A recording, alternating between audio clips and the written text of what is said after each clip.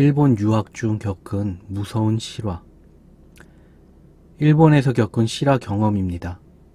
저는 대학교를 일본 도쿄에 있는 곳으로 갔습니다. 집안이 부유한 편은 아니라서 대학생활 중에도 아르바이트를 해야 하는 서민 유학생이었습니다. 유학 비자를 받고 일본 학교에 진학을 하여도 외국인은 바로 아르바이트를 할 수가 없더라고요. 그래서 몇 개월간 학교 출석률을 보고 입국관리국에서 허가를 내주거든요. 저는 6월쯤 허가서가 나와서 아르바이트를 할 수 있게 되었습니다. 첫 번째로 알바했던 곳은 힘들고 무서웠지만 가장 즐겁게 일했던 곳이었는데요. 신주쿠 가부키초에 있는 가라오케관이라고 하는 유명 가라오케 체인점입니다. 여기서 한 가지 당부의 말씀을 드리자면 일본 가라오케라고 하면 우리나라의 흔한 물란하고 아가씨들 오는 그런 노래방이라고 생각을 하시는 분이 간혹 계시더라고요. 그런 노래방도 일본에 있기야 있겠지만 굳이 비교하자면 가라오케가는 수 노래방 같이 알바생들이 유니폼을 입고 10대에서 아저씨들까지 누구나 아르바이트를 할 수 있는 건전한 노래방입니다.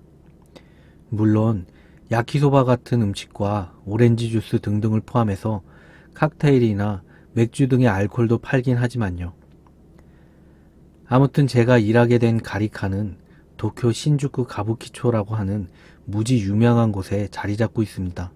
지상은 총 8층까지 있고 지하로 2층 더 있고요. 1층은 가라오케 입구입니다. 따로 방은 없고 프론터랑 점장실만 있습니다.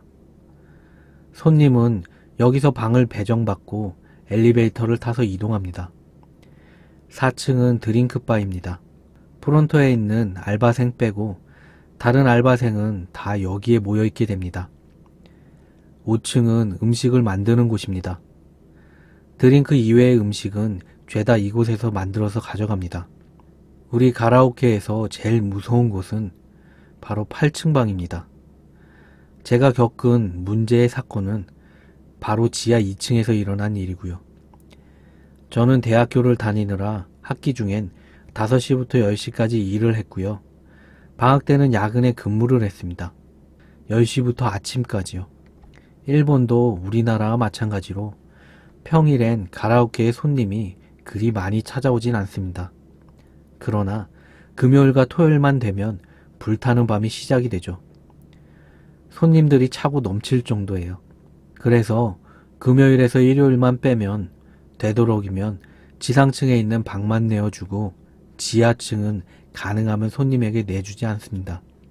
왜냐하면 1층부터 8층까지는 엘리베이터가 있는데 지하는 엘리베이터가 없고 계단으로 트레이에 음료수 올려서 내려가고 하기가 매우 힘들기 때문이죠.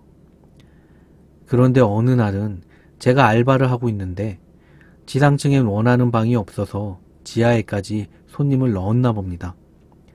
그 손님이 나가고 나면 알바생 중 한가한 사람이 가서 그 방을 치우고 전상상에 청소가 끝났음을 프론터에 알려야 합니다.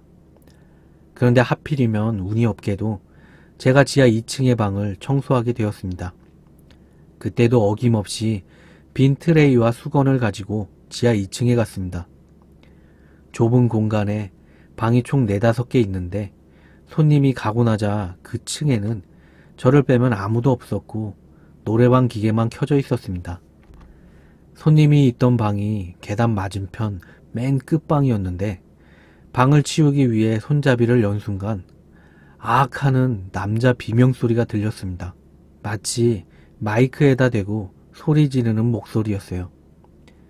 순간 너무 놀라서 엄마야 하고 비명 지른 다음에 주위를 살펴보았는데 역시 그 층에는 저밖에 없었습니다.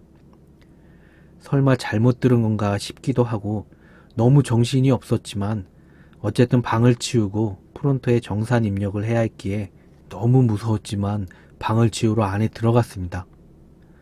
정말 식은땀 나고 너무 무섭고 그래서 재빠르게 대충 방을 치우고 밖으로 나가기 위해 다시 손잡이를 돌리는 순간 아악 하는 남자의 비명소리가 방 안에 울려 퍼졌습니다.